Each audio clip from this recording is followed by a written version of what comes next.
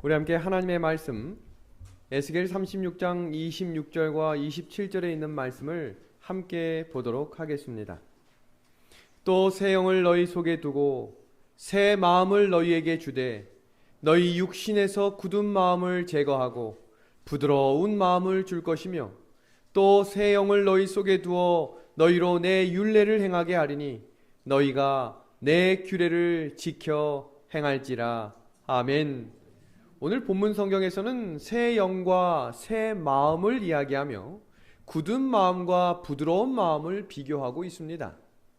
오늘 이 예배에 오신 여러분들의 마음은 부드러운 마음입니까? 굳은 마음입니까? 중간입니까? 그 중간은 무슨 마음입니까? 오늘 우리의 마음이 부드러운 마음이 될 수 있는 방법은 새 영, 성령이 오셔야 합니다. 오늘 귀한 찬양으로 우리의 마음을 부드럽게 해주신 우리 목사님 부부에게 진심으로 감사드립니다. 제가 이번 한 주간 특별히 느낀 것은 나팍교회는 찬양에 특별한 달란트를 가지신 분들이 많다는 사실과 함부로 노래를 부르면 안 된다는 사실입니다. 제가 제 아내하고 듀엣을 웬만큼 하는데 안 하도록 하겠습니다. 네. 지금 저희 둘째 아이가 엄마를 끌어안고 있습니다. 못 나가게 하려고. 네. 하시라고요? 나중에 한국에서 하도록 하겠습니다. 네. 여기서 중요한 것은 부드러운 마음이 있어야 하나님의 말씀을 준행할 수 있는 거예요. 왜 나는 하나님의 말씀이 잘 안 될까? 반복되는 일들이 왜 어려울까? 부드러운 마음입니다. 근데 그 부드러운 마음은 누구를 통해서만 주신다고요? 성령입니다.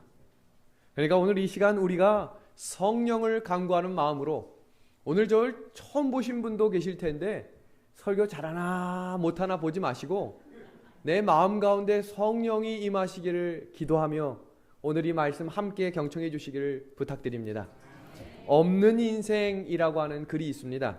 10대에는 철이 없고 20대에는 답이 없고 30대에는 집이 없고 40대에는 돈이 없고 50대는 일이 없고 60대는 낙이 없고 70대는 이가 없고 80대는 처가 없고 90대는 시간이 없고 100대는 다 필요 없다.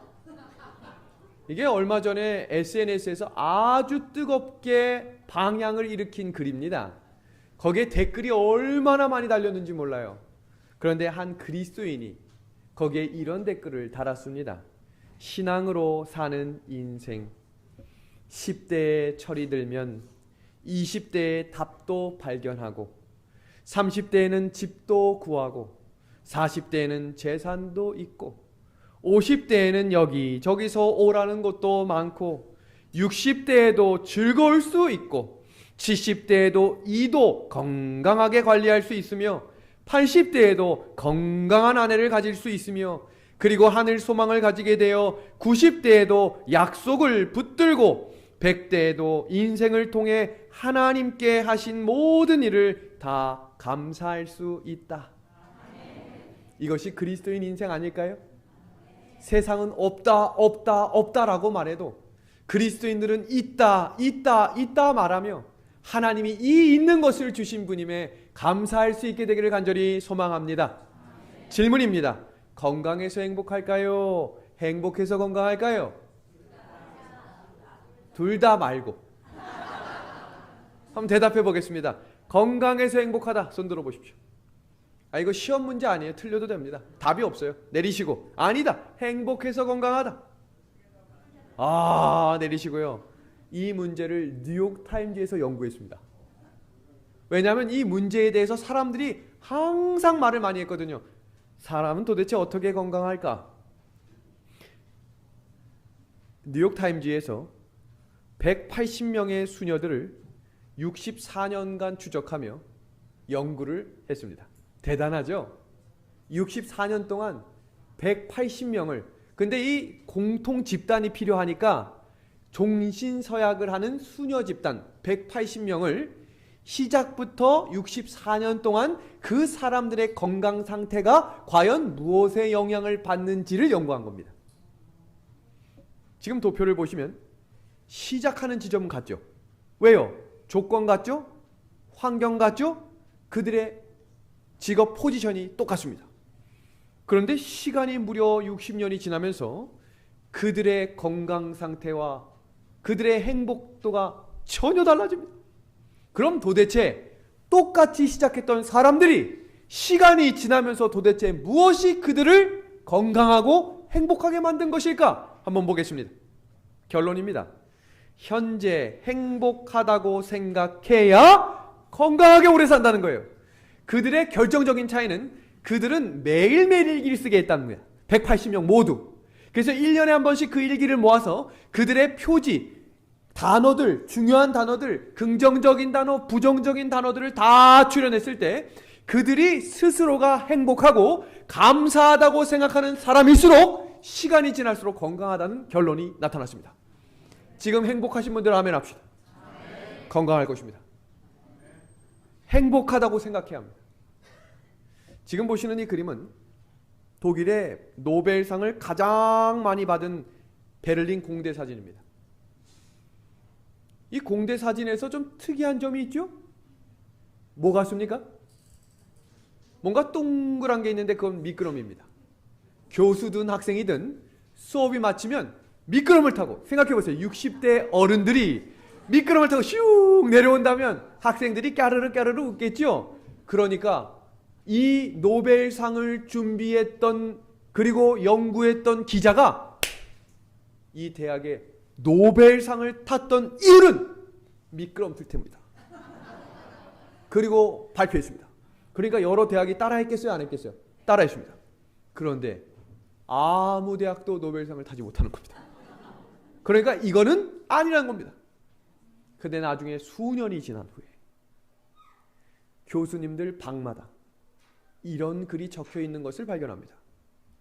행복은 부나 성공, 명예와 혹은 열심히 노력하는 데 있는 것이 아니라 좋은 관계가 사람을 건강하고 행복하게 만든다. 좋은 관계입니다. 오늘 이 예배 시간에 관계가 힘든 분들은 예배 시간에 앉아도 은혜를 받을 수 없어요. 마음에 부담이 있기 때문입니다. 굳은 마음이기 때문입니다. 우리의 일상생활에서도 좋은 관계는 하나님께서 허락하신다는 사실을 기억하셔야 합니다. 여기 한번 볼까요?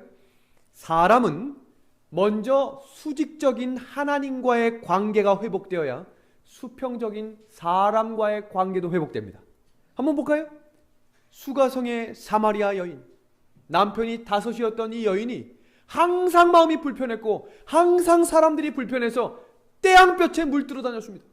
그런데 예수님을 만난 이후 예수님과 관계가 회복되자 물동이를 던져두고 누구한테 갑니까? 사람에게 갑니다. 누구와 관계가 회복되니? 하나님입니다. 여기 귀신 들리고 몸 팔던 여인 막달라 마리아도 사람들로부터 돌 맞아 죽을 뻔했던 이 여인이 예수님을 만나자 인생이 송두리째 바뀌고 주변에 짱돌 베드로도 생기고 옆에 든든한 제자들이 함께하는 좋은 관계가 회복되죠. 삭개오도 마찬가지입니다. 영감의 글입니다. 우리가 항상 하나님과 바른 관계를 가지고 하나님을 의지하고 살면 마음이 안정되고, 영감의 글 다 같이 읽어볼까요? 시작! 지속적인 행복을 가질 수 있습니다. 여러분 시편 136편 1절의 말씀 다 함께 읽어주시기를 부탁합니다. 시작! 여호와께 감사하라. 그는 선하시며 그 인자하심이 영원함이로다. 아멘. 생각해보면 감사할 수 있습니다. 10대 자녀가 지금 당신에게 대들거나 심술을 부리거나 문을 잠그고 있다는 것은 그 아이가 거리에서 방황하지 않고 집에 잘 있다는 뜻입니다. 옷이 몸에 낀다는 건 내가 잘 먹고 잘 살고 있다는 뜻입니다. 빨래거리, 다림질거리가 많다는 건 옷이 많다는 뜻이고, 가스요금이 많이 나왔다는 건 내가 따뜻하게 살고 있다는 뜻입니다. 누군가의 소리가 자꾸 거슬린다는 건 내가 여전히 들을 수 있다는 겁니다. 주차장 맨 끝에 겨우 한 자리 있다는 건 내가 걸을 수 있다는 것과 물론 차까지 있다는 뜻이니 감사할 수 있지 않겠습니까? 감사, thank. 이것은 think라고 하는 생각에서 나온 어원입니다. 그래서 감사는 생각해 봐야 하는 것입니다. 한번 깊이 생각해 보면 이번 한 주 참 감사하지 않았습니까? 저는 잠을 잘 못 잤지만 감사합니다. 원래 제가 한 주간 설교를 하면 목이 쉬는 경우가 많아요. 근데 우리 나파교회 또 놀스베이 교회 믿음의 가족들이 얼마나 열심히 기도를 해주셨는지 목이 아직 짱짱합니다. 저는 샌프란을 어떻게 갈까 고민했는데 거기까지 갈 수 있겠어요? 기도 덕분입니다. 감사합니다. 우리의 일상생활은 이렇게 한번 생각해 보면 감사할 수 있는 일들이 많이 있습니다. 성경에는 감사라고 하는 3단계가 있는데요. 첫 번째는 조건부 감사입니다. 하나님 이렇게 해주시면 제가 감사하겠습니다. 그럼 이 말은 이렇게 안 해주면 감사 안 하겠단 말이잖아요. 두 번째, 때문에 감사. 우리가 감사헌금을 드릴 때 오해하시지 말아야 될 건 뭐뭐 해주셨기 때문에 감사하다라는 말은 굉장히 위험한 말이에요. 그럼 다음 주에 그렇게 안 해주면 안 감사하겠다는 거잖아요. 그래서 믿음의 가족들의 감사는 전천후 감사. 그럼에도 불구하고 감사하는 것입니다. 이번 주에 아프고 힘든 일이 있어도 감사하십시오. 그러면 하나님께서 위로와 평안을 주실 것입니다. 기쁘고 감사할 일이 있으면 더 감사하십시오. 그 다음 주에 더 감사할 일들을 넘치게 해주실 것입니다. 여호와께 감사할 수 있는 이유는 하나님이 인자하신 헤세드, 전에도 지금도 앞으로도 함께 해주실 분이기 때문입니다. 성경은요, 너희가 감사해주면 좋겠다 이렇게 말한 구절이 없어요. 한번 감사해 주겠니? 이러지 않으셨어요. 뭐라고 말합니까? 감사하라. 이것은 명령입니다. 여러분, 명령은 누가 누구에게 내리는가? 책임질 사람이 하는 것이 명령입니다. 제가 태섭이 예섭이한테 이거 하면 안 돼 라고 하는 말, 제가 책임지겠다는 말이에요. 그렇게 안 되면 내가 책임지겠다는 말이에요. 그리고 이렇게 하면 좋겠다, 이렇게 해라. 무슨 말일까요? 이 아이에게 가장 좋은 기름을 제가 알고 믿기 때문이겠지요. 그렇다면 하나님께서 감사하라 라고 하신 이유 뭘까요? 그것이 우리에게 유익하기 때문입니다. 성경의 모든 구절은 다 명령이에요. 감사하라, 감사하며, 감사하라, 감사하라, 감사하라, 감사하라. 왜 그럴까? 영감의 글은 우리에게 이렇게 말합니다. 우리는 우리에게 소용되는 것만큼 항상 생각하고 우리가 받는 복에 대하여는 도무지 생각하지 아니하는 자가 되지 말자. 우리는 기도도 별로 하지 아니하고 감사하기를 너무 적게 한다. 성경에서는 마지막 때의 강조를 이야기하며 그들은 감사하지 않는 자들이겠다라고 말합니다. 디모데후서 3장 1절에서 2절까지를 보시면 말세에 고통하는 때가 이르러 사람들이 자기를 사랑하고 돈을 사랑하는 것만큼 뭐 하지 않겠다고 붉은 박스에 되어 있습니까? 감사하지 않겠다고 되어 있습니다. 여러분, 제가 질문 한번 해보겠습니다. 마음이 어디 있습니까? 마음. 우리 마음에 한번 손 얹어 주시겠습니까? 마음. 어떤 분은 여기다 하고 여기다 하면 마음이 두 개입니까? 다시 마음에 손 얹어 주세요. 마음. 또 여기다 얹었던 분은 다시 이렇게 내리고 있어요. 이렇게. 도대체 마음, 여기 끝까지 드시는 분도 있고 여기 마음은 도대체 어디 있을까? 이것도 연구를 했답니다. 서울대학교에서 도대체 사람의 마음은 어디 있는가를 연구하기 시작했는데 다음과 같은 글을 발표합니다. 심장은 기억하는 뉴런 신경세포를 가진 마음의 집이다. 심장은 혈액을 펌프질하는 근육덩어리로만 알고 있는 사람들이 많다. 그러나 심장의 60%는 기억과 의식을 저장하는 두뇌 신경세포와 똑같은 뉴런세포로 구성되어 있다는 사실이 밝혀졌다. 이렇게 심장에는 최소한 4만 개의 뉴런 신경세포가 있어 심장뇌라고도 불려진다. 그래서 우리가 스트레스를 강하게 받거나 문제가 생길 때 어디 아파 그래요. 심장 아파라고 하는 말은 여기가 뭐가 있기 때문에? 마음이 있기 때문입니다. 그럼 실제로 마음은 뇌에 있다고 이야기하죠. 그러니까 앞으로 누군가가 마음 어디 있습니까? 라고 이야기하면 여기요, 이렇게 하시면 되겠습니다. 여기도 있고 여기도 있는 것입니다. 그래서 무릇 지킬 만한 것 중에 내 마음을 지키라 하면 다 같이 어디 지켜야 돼요? 여기. 전두엽이 우리의 인지 능력, 생각을 결정하는 자리이기 때문에 이마에 인을 치겠다. 왜 이마에 인을 치는가? 여기에 마음이 있기 때문이에요. 그러니까 여기도 지키고 여기도 지키셔야 합니다. 사람이 스트레스를 받으면 심장이 불규칙하게 뛰기 때문에 리듬감 있는 심장이 이렇게 뛴답니다. 그러니까 이렇게 아픈 이유가 급격한 스트레스가 오면 심장이 아픈 이유가 그거예요. 그래서 이걸 또 연구했답니다. 도대체 이 급격하고 불규칙적으로 뛰는 심장을 어떻게 규칙적으로 만들 수 있을까? 근데 연구한 논문의 발표를 보면 아주 놀랍습니다. 그 사람에게 한 주간 동안 혹은 한 달 동안 가장 감사했던 일들을 떠올리라고 그랬어요. 그리고 가장 감사한 사람에게 감사의 글을 한 문장씩 쓰게 하니까 그 사람의 심장 박동수가 완전히 정상으로 돌아온 것입니다. 그러니까 지금 하나님께서 우리에게 성경 말씀을 통해 너는 감사해라 라고 하는 이 말은 우리의 행복과 우리의 유익을 위한 글이란 사실입니다. 여러분, 사람이 잠을 못 자면 얼마나 힘든지 아시죠? 제가 이번 한 주간 많이 느꼈습니다. 급격한 스트레스. 잠을 자야 되는데 자도 잠이 안 오니까 얼마나 신경이 쓰이는지 몰라요. 그런데 어떻게 하면 잠들 수 있는가? 여기 논문에 이런 글이 있습니다.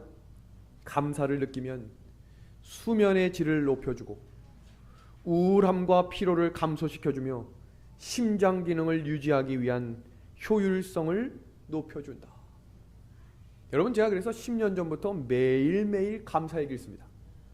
근데 이 감사일기라고 하는 것이 뭐 엄청 길게 쓰는 게 아니라 한 3문장이에요.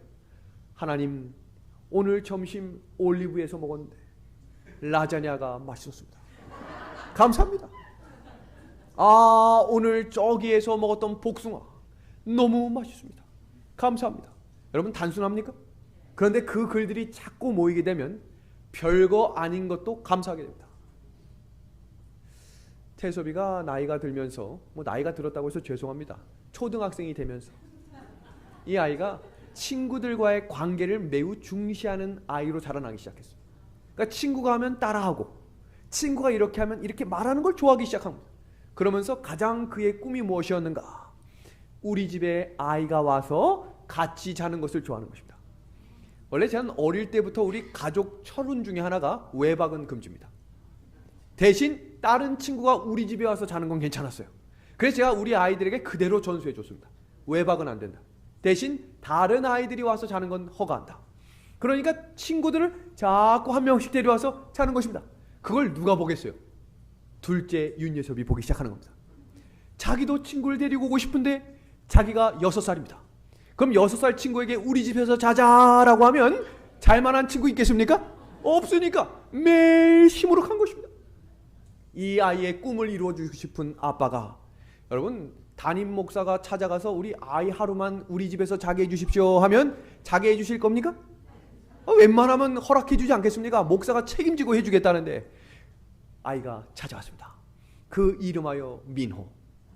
6살 두 아이가 엉덩이 춤을 추며 행복해합니다. 우리는 함께 잔다. 그 자는 게 뭔지도 모르면서 말입니다. 근데 이게 웬일입니까? 1시간도 채 지나지 않아 싸운 것입니다. 그러니까 이 아이가 뭐라고 하겠어요? 나 집에 갈 거예요. 심각한 문제가 생긴 겁니다. 집에 가면 큰일 나요. 달랬습니다. 아주 둘이 또 엉덩이 춤을 춥니다. 갑자기 30분에 또 싸웁니다.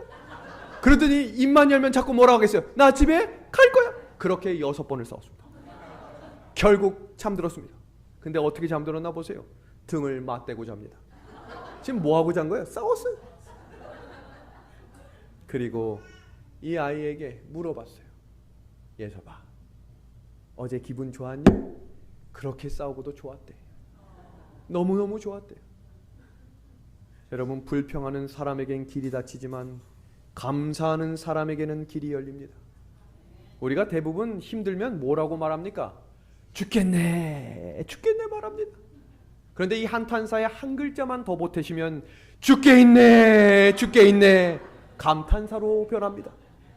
여러분, 우리 한번 해볼까요? 죽게 있네. 시작. 죽게 있네, 죽게 있네. 여러분, 앞으로 죽겠네, 죽겠네 하지 마시고 죽게 있네, 죽게 있네 하셔서 하나님께 감사하는 인생 살아갑시다. 누가복음 17장에는 문둥병자 10명의 이야기가 등장합니다. 제가 첫날에 말씀드렸어요. 문둥병자가 가장 먼저 잃는 것은 목소리라 그랬습니다. 영적 문둥병에 걸리면 아멘 하지 않아요. 영적 문둥병에 걸리면 찬미 부르지 않습니다. 그러나 우리의 마음 가운데 성령이 함께 하시면 죽었던 목소리도 회복시켜 주실 것입니다. 오늘 이 본문의 이야기를 좀 새롭게 다른 각도의 배경의 이야기로 주석으로 함께 살펴보겠습니다.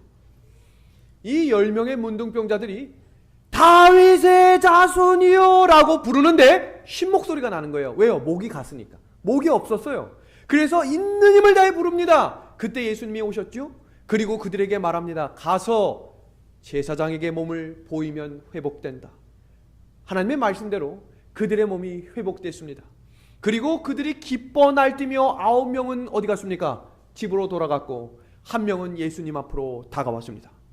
그렇다면 여기서 매우 중요한 질문이 시작됩니다. 예수님이 이렇게 말씀하세요. 예수께서 대답하여 이르시되 10사람이 다 깨끗함을 받지 아니하였느냐? 그 9은 어디 있느냐? 여러분, 이 구절만 읽으시면 오해할 수 있어요.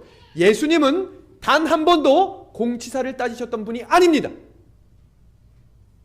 눈을 고쳐주고 너 왜 나한테 안 감사해? 이런 말 하신 적이 없어요. 귀 안 들리는 사람 고쳐주고 너 왜 나한테 감사하지 않아? 사과 하나 줘야지. 이런 말 하신 적이 없어요. 죽었던 사람 살려줘도 그런 말씀 하신 적이 없거든요. 그런데 왜 9명은 안 왔느냐고 물으셨을까? 지금부터 이 배경을 소개합니다. 그 당시 문둥병에 걸리면 집에서 쫓겨났을 뿐만 아니라 성 밖으로 나갔어야 됐고 2번 다시 부모의 자녀의 얼굴을 볼 수 없었습니다. 철저한 단절입니다. 문둥병으로 죽어가는 것만큼이나 그들에게 힘들었던 것은 외로움이라고 그랬어요. 단절. 그런데 하루아침에 몸이 회복됐습니다. 잃었던 가족이 돌아왔습니다. 여러분들의 아들, 딸이 갑자기 살아 돌아왔다고 생각해 보시면 감동이 어떨까요? 아들아! 딸아! 이 감정이 표현될까 모르겠습니다. 그런데 중요한 것은 그날 첫째 날 얼마나 잔치가 크게 벌어지겠습니까? 우리 음식 잘하는 집사님들 쫙 펼쳐놓고 이야 먹겠죠. 그런데 중요한 것은 그 잔치가 얼마나 가겠냐는 겁니다. 일주일 갈까요? 2주일 지나보세요. 너 아직도 자빠져 자냐? 너 일 언제 할 거야? 사람의 즐거움과 쾌락은 오래 가지 못합니다. 예수님은 그걸 아셨어요. 왜 감사하지 않았냐라고 질문하신 이유는 감사한 마음이 없으면 그들에게 영원한 생명이 없다는 사실을 알았기 때문입니다. 주석 볼까요? 받은 축복들에 대하여 하나님께 감사하기를 잊어버린 자들, 하나님이 그들을 위해 행하신 일에 대하여 진정으로 감사하지 않는 자들은 그분을 완전히 잃어버릴 중대한 위험 가운데 있다. 춘천은하숙교회는 100% 감사헌금을 다 냅니다. 제가 감사헌금을 내야 훈련이 된다고 가르쳤기 때문입니다. 여러분, 감사는 훈련입니다. 하지 않았던 것이 갑자기 되지 않아요. 제가 10년 동안 이 일기를 쓴다는 것은 습관이 됐기 때문이에요. 자다가도 일어나서 씁니다. 훈련이 필요합니다. 신앙은 훈련입니다. 이 부흥회를 경험하고 갑자기 믿음이 좋아진 것 같지만 다음 주가 되면 원래의 모습으로 돌아갑니다. 그게 사람이에요. 아멘 다시 안 하고요. 찬미 부를 때도 사람은 훈련해야 합니다. 여러분, 자녀들에게, 특히 손자녀들에게 아무리 귀엽더라도 감사를 가르치십시오. 왜 그런가 볼까요? 만일 이 시대를 사는 어린이와 청년들이 제대로 가르침을 받았더라면 어떠한 영광과 찬미와 감사가 그들의 입술에서 하나님께 올려졌을 것인가? 그들은 하나님을 잊어버리지 않고 기억할 것이다. 당연한 것을 감사할 수 있도록 훈련하셔야 합니다. 그래야 그 아이들이 온전한 믿음을 배울 수 있게 되기 때문입니다. 감사하신 분들 아멘 합시다. 김봉남 전도사님이 계셨습니다. 이분은 본래 날라리 교인이었다고 본인 입으로 얘기한 사람이에요. 날라리 교인 어떤 사람인가? 예배 시작할 때 조용히 들어와 앉았다가 이것으로 설교를 마치겠습니다 하면 조용히 나가는, 본인 입으로 사람 만나기는 싫고 예배만 드리러 다니고 교회에서 일정이 있다고 하면 빠지고 바쁘지 않으면서 바쁜 척하는 자기는 날라리였다라고 고백했습니다. 마치 누구처럼 말입니다. 그런데 이게 웬일입니까? 매일매일 남편이 차량으로 픽업만 해주다가 어느 날 당신은 왜 항상 늦게 가고 왜 항상 일찍 나와? 이분은 알고 보니까 굉장히 고집스러운 FM, 남들보다 일찍 가야 되고 남들보다 늦게 나와야 되는 교수였던 것입니다. 당신은 도대체 왜 이러는 거야? 아무 교인도 이렇게 안 하는데 하면서 처음으로 교회당에 발을 들이게 됩니다. 그런데 이게 웬일입니까? 성격과 습관이 그대로 나와 예배 30분 전에 가는 것입니다. 그러니까 이 부인이 황당한 거예요. 당신 왜 이래? 원래 이렇게 하는 거래잖아. 그리고 예배가 마치고 뒷정리라고 하는 것입니다. 그러니까 교회에서 사랑 받겠어요? 안 받겠어요? 모든 교인들의 신뢰를 한 번에 받습니다. 그러니까 이 날라리 교인 이 여집사님도 함께 따라다니며 사랑을 받으며 기분 좋은 교회 신앙생활을 시작합니다. 그런데 이게 웬일입니까? 어느 날 남편에게 청청병력과도 같은 암 선언이 선포됩니다. 그 단기간에 수석 집사까지 올랐다. 그럼 교회에 얼마나 열심으로 했는지를 상상해 주십시오. 그러니까 담임 목사님으로부터 모든 성도들이 이 한 사람을 위해 특별 새벽 기도를 열었습니다. 전심전력을 하게 어떤 사람은 금식 기도까지 합니다. 과연 이분이 회복됐을까요? 안타깝게도 사망하셨습니다. 날라리 교인이었던 이 사람이 탄성의 법칙을 따라 다시 날라리로 됐다가 아예 교회를 떠나버렸습니다. 그런데 사람에게는 신앙적 본능이라는 게 있어요. 어렵고 힘들면 다시 그때가 떠오르고 어느 걸 붙잡아야겠다라고 하는 마음을 불러일으킵니다. 3년이 지난 후에 어느 날 그래, 그래도 내가 있어야 될 곳은 이곳이 아닐까 하는 마음으로 예전처럼 날라리처럼 조용히 들어와 뒤에서 묵상을 하는 찰나 그때 한 장로님이 간증을 하는 것입니다. 할렐루야! 도대체 무슨 말인가? 하나님께서 저에게 암을 회복하게 하셨습니다. 모든 성도들이 아멘 하는데 남편하고 똑같은 암이었던 거예요. 그때 이 여집사님이 이렇게 선언합니다. 하나님! 장로 기도는 들어주고 집사 기도는 안 들어줍니까? 저 장로는 낫게 해주셨는데 왜 제 남편만 죽게 놔뒀습니까? 제가 이분의 간증을 들으면서 그래, 그럴 수도 있겠다. 그런데 우리가 기억해야 될 말씀이 있어요. 여러분, 엘리야하고 엘리사하고 들었을 때 누가 더 각인이 되고 누가 더 임팩트가 강하세요? 엘리야입니까? 엘리사입니까? 대부분 엘리야라고 해요. 왜요? 일단 큰 불 한번 내려왔죠? 그리고 불병호 타고 하늘 갔죠? 근데 엘리야의 인생 속엔 그거 말고 기적이 없어요. 엘리사는 엘리야보다 수배나 많은 기적과 일을 합니다. 그러면 엘리야가 그 정도 일하고 엘리야가 한 건 도망친 거밖에 없어요. 숨어있고 그리고 싸운 거, 그게 결정적인 거거든요. 그렇다면 엘리사는 죽은 사람 살리죠. 큰 일들 많이 했거든요. 그럼 엘리사는 하늘에 엘리야가 불병거 타고 갈 정도면 엘리사는 쌍두마차 타고 가야죠. 아닙니까? 맞잖아요. 하늘에 대비해서 하면 말입니다. 그런데 엘리사는 어떻게 죽었을까요? 죽을 병에 들었습니다. 그냥 죽을 병이 아니라 시름시름 앓다 죽는 거예요. 한평생 목회하며 최선을 다해서 살았는데 시름시름 앓다가 죽는 겁니다.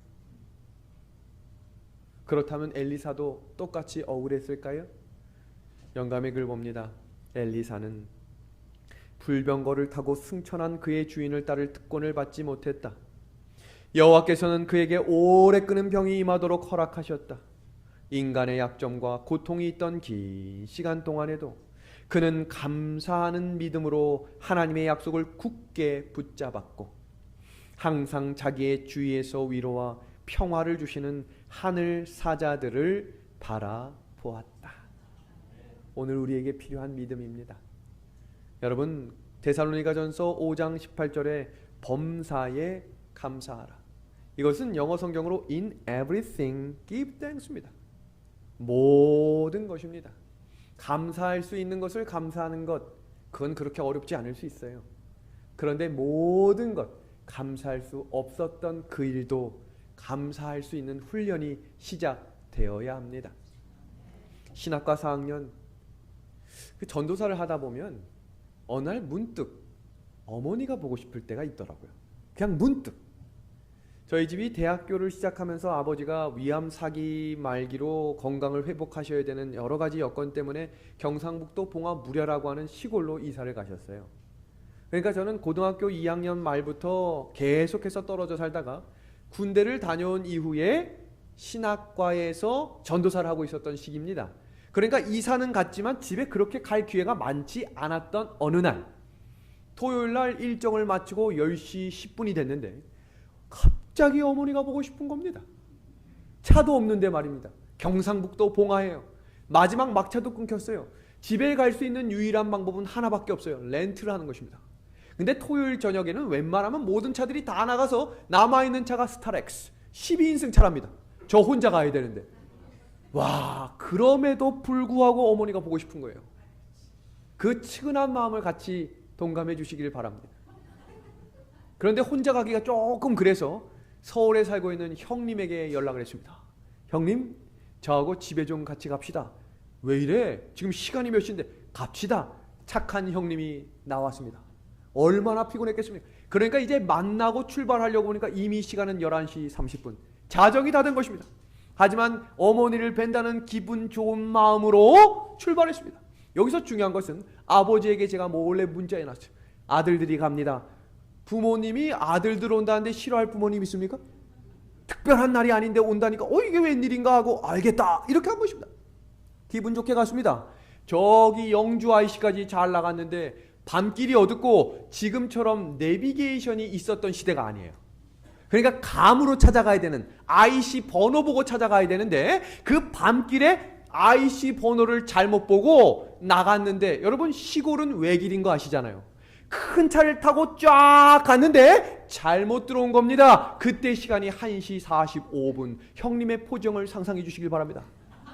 아우, 형님의 표정을 이제 지금부터 제가 리얼하게 할 겁니다. 자, 굉장히 미안한 마음이 커졌습니다. 형님 미안한데 뒤에 좀 봐주세요. 띠리리리리리리 푹, 논두렁에 바퀴가 빠졌습니다. 형님의 표정을 생각해 주시기 바랍니다. 아우. 근데 어디서 본 건 있어가지고, 그 논두렁이 깊지 않은 논두렁이어가지고 이렇게 돌무더기를 잘 놓으면 올라갈 수 있지 않을까 생각해서 형님하고 무거운 돌을 옮겼습니다. 그리고 이야기했습니다. 형님 뒤에서 좀 밀어주십시오.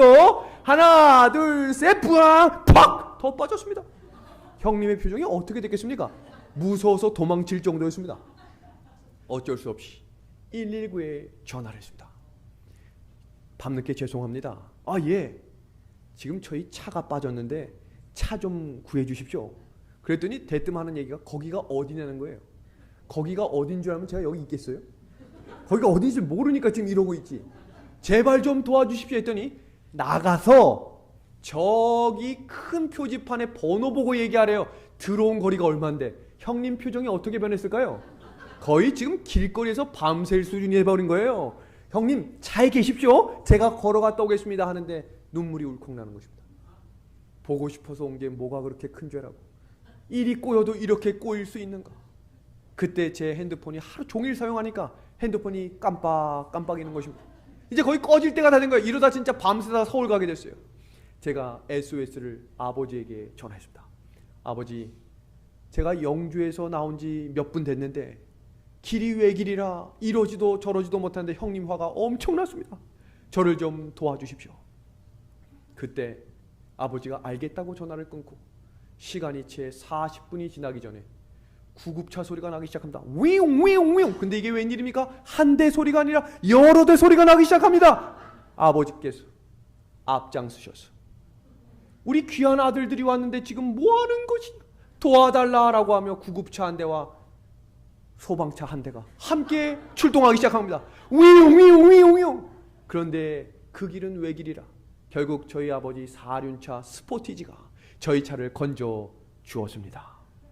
여러분, 하나님께서는 모든 것이 합력하여 선을 이루겠다라고 하신 분이심에 감사를 드립니다.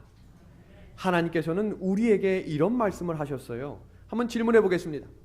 기도하지 않으면서 걱정만 하는 사람이 있습니다. 기도도 하면서 걱정도 하는 사람이 있습니다. 세 번째, 기도하기 때문에 걱정하지 않는 사람입니다. 여러분들은 몇 번입니까? 그럼 대부분 고민하다가 말을 안 해요. 저는 2번입니다. 저는 믿음이 연약한 목사이기 때문에 기도도 하지만 걱정도 합니다. 그런데 우리가 이 말씀을 좀 기억하면 좋겠습니다. 문제는 사람이 가지고 있지만 해답은 하나님이 가지고 계신다는 사실을 말입니다. 자녀들 때문에 염려하고 고민하는 분들 계신가요? 하나님께서 인도해 주실 겁니다. 우리가 계획하고 생각한 대로 되지 않아도 하나님은 모든 것을 아시는 분이시기 때문입니다. 아버지와 아들의 사진입니다. 이 아들이 아빠가 비 맞고 가는 거 알까요? 기분 좋게 빵을 짭짭짭 먹으면서 기분 좋게 걸어갑니다. 아버지는 비 맞는지 모르면서 말입니다. 우리 하나님이 우리를 이렇게 사랑하고 계십니다. 이제 드디어 최종 춘천 은하수교회 3탄 이제 시작입니다. 제가 엄청난 스트레스를 받고 있는 것 중에 하나는 12시 전에 끝내야 한다는 것입니다. 그래서 오늘 얘기가 안 끝나도 11시 59분에 끝내겠습니다. 그러니까 시계 보지 마시고 염려하지 마시고 오늘 이 이야기를 마무리하도록 하겠습니다. 이제 새벽 기도회가 시작하며 어떻게 이 일을 진행해야 할까? 모든 것이 막히고 되는 것은 아무것도 없었습니다. 많은 분들이 춘천은하수교회 설교 방송을 많이 듣기 때문에 그분들이 협력했다라고 이야기하지만 1년 7개월이 지날 때까지 외부로부터 들어온 헌금은 단 1원도 없었습니다. 2만 명이 들어도 더 많은 숫자가 들어도 변하는 건 없었습니다. 그리고 그때 정말로 좌절 가운데 있을 때 여기서 하나 드릴 수 있는 하나는 저는 정말로 마음이 힘들고 어려울 때 설교를 준비합니다. 제가 예전에 영월교회를 지을 때도 아무것도 되지 않을 때 정말 딱 일주일치 전도의 강목을 만들었어요. 그런데 이게 웬일인지 그 마치는 그날 하나님께서 전도회를 할 수 있는 기회를 주셨어요. 근데 그 전도회를 할 수 있는 기회가 무엇이었냐면 전도회 강사가 빵꾸가 나서 그 빵꾸를 때울 목회자가 필요한데 그 빵꾸 때운 목사가 접니다. 근데 그때 그 설교를 하나님께서 사용하셨다는 것에 감사를 드렸습니다. 춘천은하수교회에서도 여전히 변함없는 숫자와 근데 하나 변한 건 있어요. 그 7명의 교인들이 함께 새벽 기도를 참여하기 시작했다는 겁니다. 물론 교회에 오는 숫자는 그대로였지만 온라인으로 함께 참석하며 기도하는 일에 힘쓰기 시작했습니다. 그리고 그때 제가 말씀을 준비하는 그때 미주 동서부 야영회의 온라인 강사가 된 것입니다. 3번을 거절했습니다. 저처럼 이렇게 연약하고 부족한 사람이 이런 말씀을 전하기는 어렵습니다. 해주십시오. 어렵습니다. 해주십시오. 원래 끈질긴 사람에게 버티는 장사 없다고 이 말씀을 하게 될 때 춘천은하수교회 건축은 진행되고 있지 않았기 때문에 건축 이야기는 한마디도 하지 않았습니다. 그리고 이 일이 마치고 드디어 한 역사가 시작됩니다. 목사님, 얼마 전부터 제 아내도 말씀 듣기를 시작해서 많은 은혜를 받고 새 생명을 얻은 것 같다고 하더니 오늘은 건축 헌금에 조금이라도 참여하고 싶다고 입금을 했다네요. 은혜로운 말씀을 통해 다시금 저와 제 아내에게 참 하나님을 만나게 해주셔서 진심으로 감사드립니다. 어제 목사님 말씀을 듣고 아내와 논의 후 이번 주 안식일부터 교회에 참석하기로 했습니다. 어떤 일이 일어났냐면 교회를 다니지 않는 분들이 말씀을 듣기 시작했고 그 말씀을 듣던 분들이 코로나 시기에 교회를 나가기 시작한 일이었습니다. 춘천은하수교회 건축은 이분들과 함께 시작하게 된 거예요. 교회를 나가지 않던 분들이 교회를 나가면서 이 교회도 세워지기를 바랍니다 라고 하며 시작됩니다. 또 다른 글 볼까요? 미국에서 한 집사님에게 연락이 왔어요. 저는 몸이 멀리 있고 은하수교회 이름은 올려있지 않지만 은하수교회 교인으로 살고 있습니다. 새벽 기도 시간, 화요예배, 금요예배, 안식일 예배 다 참석하고 있습니다. 이곳은 교회가 아직 닫혀있는 상태라 전화상으로 예배를 드립니다. 은하수교회에서 오랜만에 송영을 부르는데 마음이 울컥할 정도로 벅차 올랐습니다. 그래서 제가 노래하는 장로님한테 목 좀 더 풀고 노래하라고 그랬어요. 이분은 성악을 배우거나 노래를 그렇게 잘하는 분은 아니었어요. 이 집사님의 마음과 귀에 성령이 임한 겁니다. 본향에 이를 날 멀지 않았겠죠. 목사님 힘내시고 전진 또 전진입니다. 또 다른 글입니다. 목사님 늘 주시는 말씀 속에서 어린아이와 같은 믿음이 자라고 있습니다. 은퇴 후 도미하셔서 저희와 22년을 함께 사셨던 아버님께서 뜻하지 않은 교통사고로 갑자기 주님 품에 잠드셨습니다. 그러나 우리의 아픔과 슬픔은 주님 오시는 재림의 날을 기다리며 아버님의 살아 생전의 삶이 영혼 구원 사업이셨기 때문에 저 또한 그 길을 따르기로 소망합니다. 춘천 은하수교회 5차 건축 헌금에 함께 동참함으로 아버님의 영혼 사랑함이 새로 세워지는 은하수교회를 통하여 많은 영혼들로 열매 맺게 되기를 소망합니다. 아멘. 여러분, 어떤 일들이 일어났냐면 건축을 하는 데 있어서 교인들의 헌신이 없고는 건축은 진행되지 않아요. 지금 이 글에 보시는 것처럼 건축은 진행되지 않았지만 5차 헌금까지 시작한 겁니다. 이 이야기를 듣고 우리 아버지가 나 같아도 교회 떠나겠다라는 말을 처음 듣게 된 시기입니다. 그럼에도 불구하고 매달 헌금을 하게 됐습니다. 그리고 건축이 드디어 진행되기 시작했습니다. 이 건축이 진행되는 그 시점에 드디어 하나님께서 일을 하기 시작하는 일들이 시작되었습니다. 건축은 12억 2천여만 원의 건축을 해야 됐지만 교회의 잔고는 3억 2천100만 원, 월세를 낼 돈이 없는 그 시기에 교인들이 헌금을 하며 있는 돈을 다 내기 시작했어요. 여러분, 목사가 헌금하자는 이야기하는 거 정말 어려워요. 정말 어렵습니다. 그냥 쉽게 하는 얘기라고 생각하시지 말길 바랍니다. 정말 피눈물 흘리며 한 번 더 설교하는 마음으로 간절히 설교했습니다. 그리고 6차 헌금을 해야 하는 어느 날, 제가 그날 아침에 너무너무 힘이 들었어요. 근데 그날 설교를 하고 마무리하고 내려왔는데 한 분에게 전화가 왔습니다. 목사님, 저 안식일에 목사님 예배드리고 있는 한 집사입니다. 근데 제가 교회를 못 나간 지 오래됐어요. 아, 무슨 일인가요? 제가 유방암 말기입니다. 아, 그러시군요. 그런데 목사님, 제가 유방암 말기로 살아가다 보니 항암을 더 이상 받고 싶지가 않아요. 제 마지막 항암 3번의 항암비를 하나님께 드리고 싶습니다. 그러니까 제가 이 연약한 믿음을 가진 이 목회자가 헌금하세요라고 말할 수 있겠습니까? 없겠습니까? 없어요. 아니요. 집사님 안 되겠습니다. 대뜸 저에게 화를 냅니다. 목사님! 내가 헌금하겠다는데 목사님이 왜 하라 말아요? 하나님께 드리는 헌금인데 받아야 돼요? 말아야 돼요? 예, 알겠습니다. 그러면 제가 그분을 위해서 기도했겠어요? 안 하겠어요?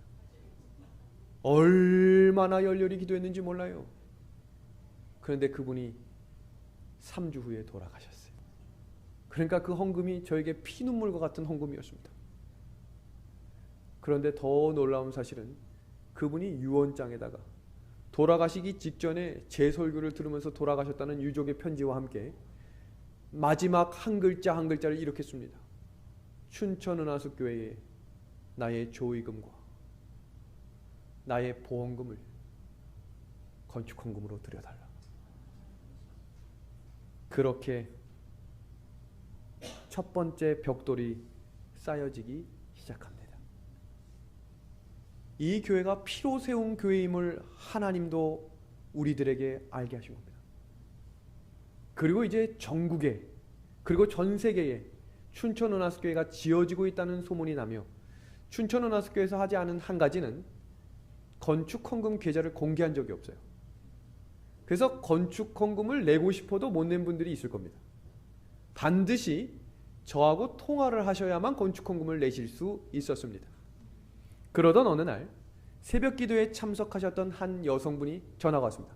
목사님, 새벽기도 열심히 잘 듣고 있습니다. 예, 감사합니다. 제가 사실 다음 주에 망막 수술을 좀 해야 되는데 그 망막 수술비를 하나님께 드리겠습니다. 그럼 이 연약한 믿음을 가진 목회자가 그 헌금 네 하고 받겠습니까? 안 됩니다 라고 얘기했겠습니까? 그 헌금을 어떻게 냅니까? 좀 받아주십시오. 제가 전화를 끊어버렸습니다. 그랬더니 다시 전화하시더 좀 받아주십시오. 그렇게 6번을 통화했습니다.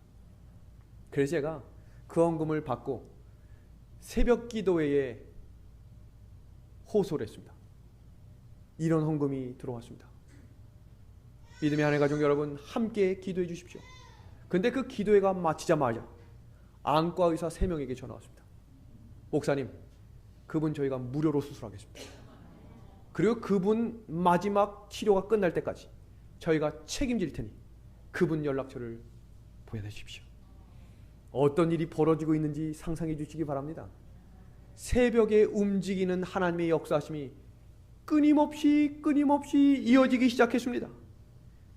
그렇게 이어지던 교회가 끝까지 올라가던 시점 어느 날 저에게 또 눈물 나는 한 사연이 일어났습니다.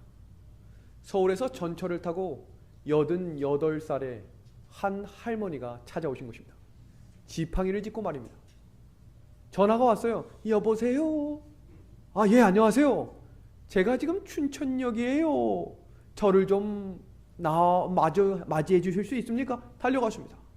그 어르신이 허리도 불편하고 지팡이를 짚고 전철을 타고 내려오셨는데 한 손에 돼지 저금통이 들려있는 것입니다. 내가 1년 동안 모은 돈인데 동전밖에 없어 큰 돈은 아니지만 이 헌금으로 하나님의 성전을 지어주십시오.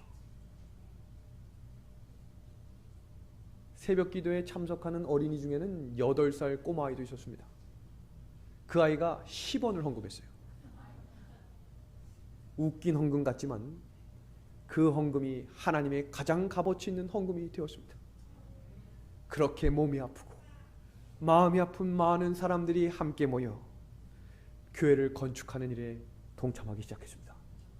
제가 그때 한 가지 놀라운 사실을 깨달은 것은 위대한 사람들이 앞장서지 않아도 예수님은 상관없다는 것입니다. 예수님은 평범한 사람들을 통해 위대한 일을 하시는 분이시기 때문입니다. 그 교회가 8개월 만에 건축이 완공되어 입당과 헌당을 동시에 하게 되었습니다. 제가 별로 하지 않았던 말이지만 헌금이 넘치도록 들어와서 헌금을 그만 받았어요. 왜냐하면 그 헌금이 시험이 될까 봐. 교인들이 얘기했어요. 더 받아서 선교사업에 쓰자. 선교사업은 여러분들이 헌금해야지 왜 받으려고 합니까? 받지 마십시오. 끊었습니다. 그럼 이 건축된 교회는 어떻게 됐을까? 여러분, 교회는 건축하는 데 목적이 있는 게 아니에요. 그 교회를 세우신 하나님의 선교사업을 어떻게 해나가는가가 더 중요합니다. 여러분, 둘째 날 보셨던 목사님, 저는 불교인입니다. 저를 전도하지 마십시오 했던 한 분, 놀라운 사실은 이 어머니가 신을 접한 무당이었습니다. 그러니까 자기는 죽어도 교회 못 다닌다는 것입니다. 제 첫 번째 타겟, 이분에게 열심으로 성경을 가르쳐 첫 번째 침례자가 되었습니다. 그리고 어린아이들이 숨소리도 태섭이 예섭이에 들리지 않던 어린이들이 축구교실을 열어 아이들의 까르르 웃는 소리들이 오후 내내 울려 퍼지게 되었습니다. 젊은 세대들이 없던 엄마들이 몰려들어 함께 의논하고 교회에 예배드리게 되었고, 개신교에 다녔던 12명의 재림 성도들이 아닌 개신교인들이 성경 말씀을 배워 침례를 받는 일들이 시작되었습니다. 계속 이어져야 되는데 12시 4분이 되어 이것으로 마치겠습니다. 다음 이 시간 하늘에서 만납시다. 그러면 딱 5분만 더 하겠습니다. 네. 표정이 안 좋으신 분들이 있는데 언제 또 볼지 모르니까. 이렇게 전도를 하는데 놀라운 사실은 사람들이 찾아온다는 것입니다.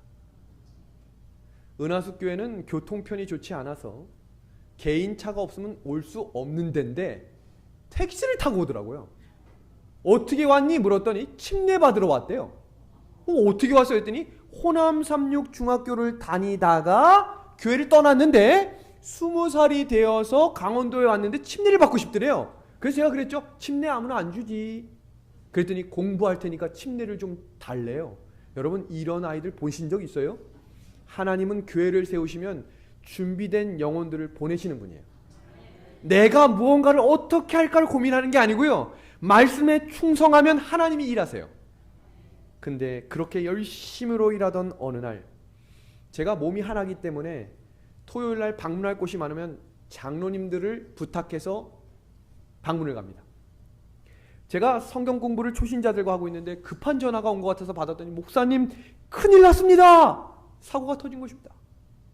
방문을 가셨던 장로님 한 팀 중에 저하고 새벽에 함께 하셨던 82살의 할아버지가 겨울인데 계단 15개의 계단을 미끄러져서 얼굴부터 땅에 떨어져서 안면이 함몰된 것입니다. 충격이었습니다. 하나님의 일을 하는 데 있어서 제동이 걸린 거예요. 너무 죄송했어요. 찾아가서 눈물을 흘리며 그 장로님을 안아드렸어요. 근데 그 장로님이 대뜸 하시는 말이 죽지도 않았는데 왜 울어? 울지 마! 그러면서 제 눈에서 눈물을 닦아주셨어요. 그런 분들이 은하숙 교회네요. 은하숙 교회는 누가 도와서 지어진 교회가 아니라 소수의 하나님의 사람들이 목숨을 다해 충성을 다해 전진하는 교회입니다. 그 사람들이 지금 이곳에 함께 모인 여러분들과 함께 재림을 기다리며 전진하는 백성이 된 것입니다. 그렇게 소수로 모이던 백성들이 함께 여럿이 모여 함께 찬양하고 계속해서 침례를 받는 일들이 늘어나며 마지막 함께 모여 단체 사진을 찍은 모습입니다. 믿음의 하늘가족 여러분, 하나님은 우리의 믿음을 굳게 하십니다. 이전보다 더욱 강한 소망을 갖도록 합시다. 여호와께서 여기까지 우리를 도우셨습니다. 그러므로 그분께서는 우리를 끝까지 도와주실 것입니다. 어느 교회든 동일한 하나님께서 지금까지 인도해 주신 것만큼 앞으로도 최선을 다해 도우실 것을 믿으며 우리 함께 전진하기를 멈추지 않는 저와 우리 믿음의 가족들이 되기를 소망하며 오늘 이 안식일 말씀을 마치도록 하겠습니다. 우리 자리에서 일어나셔서 좋으신 하나님 함께 찬양하고 제가 마치는 기도 하도록 하겠습니다.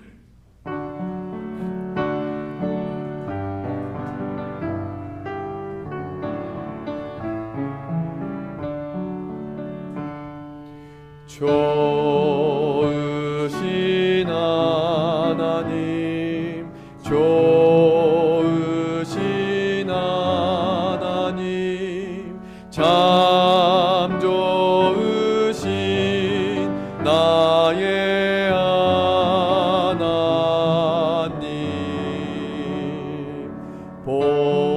복음의 빛으로 소망을 주시는 참 좋으신 나의 하나님, 진리의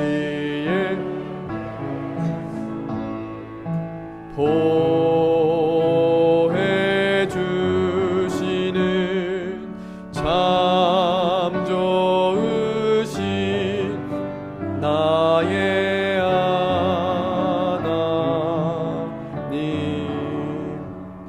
하나님 우리 아버지, 우리에게 말씀을 주시고 이 말씀을 들을 수 있는 믿음을 주셔서 감사합니다.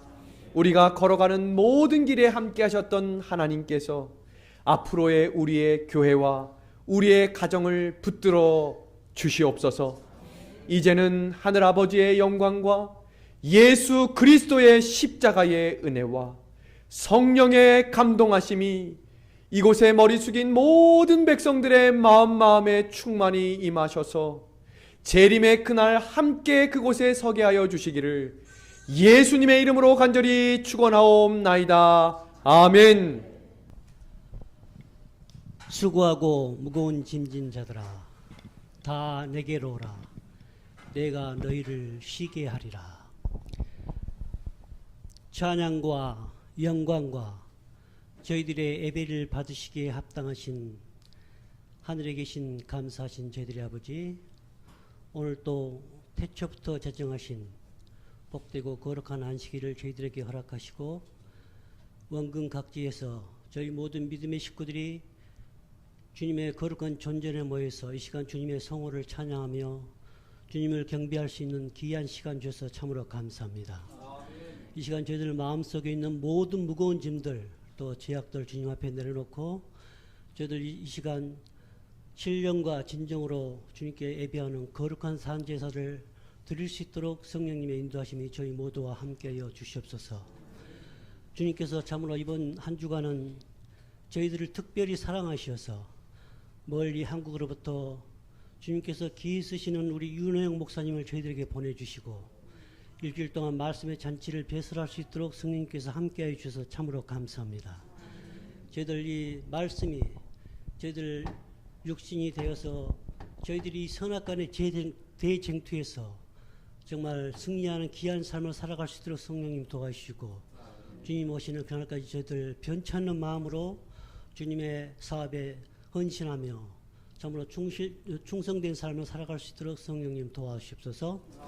특별히 우리 윤혜영 목사님 어디를 가시든지 건강 지켜주시고 또 안전을 잘 지켜주시며 또 이 주님의 사업에 헌신하면서 많은 영혼들을 주님께로 인도하실 수 있도록 주님 도와주시고 특별히 지금 한국에 남겨두고 온 춘천 은하수교회와 주님 함께해 주시고 우리 목사님이 안 계신 동안 아무런 문제가 없을 수 있도록 주님의 인도하심이 함께해 주시옵소서. 저희들 정말 주님께 순종하기를 원합니다. 저희들 정말 끝까지 주님께 말씀에 순종하고 저희들 삶이 주님께 바쳐지는 귀한 삶을 살아감으로 주님께 영광이 되고 저희 모두에게 기쁨이 되는 귀한 삶을 살아갈 수 있도록 주님 도와주시옵소서. 이 시간 또 저희들 유능 말씀에 또 준비된 말씀을 들을 때 저희들 마음을 비우고 흡족한 마음으로 이 자리에 떠날 때는 한 사람도 빈 마음으로 떠나지 않도록 성령님 도와주시옵소서. 감사하며 예수님으로 간절히 기도합니다.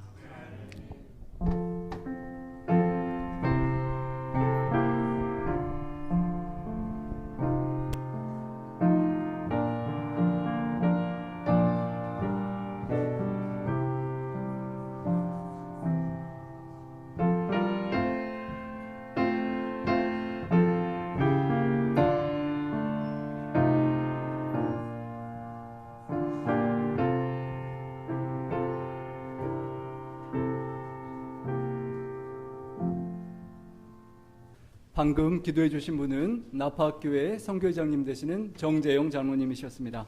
이 시간 특별한 찬양이 있겠습니다.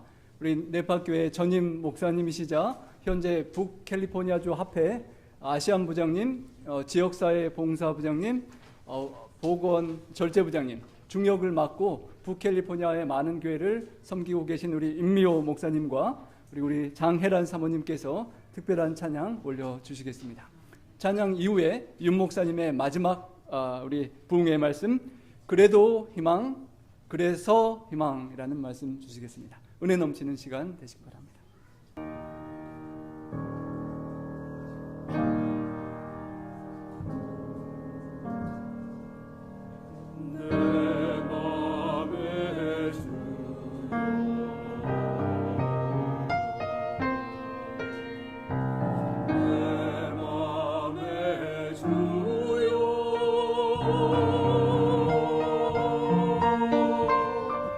내 소망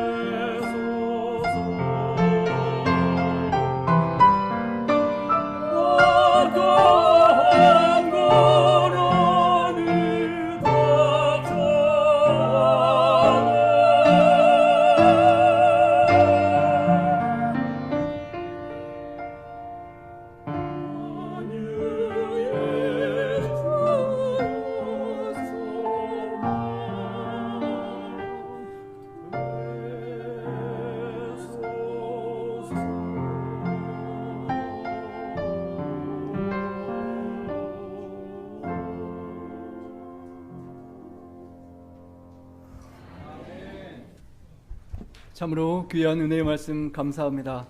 우리 윤호용 목사님께서 경험하신 하나님이 우리 모두의 하나님의 그런 경험이 되시길 간절히 바랍니다.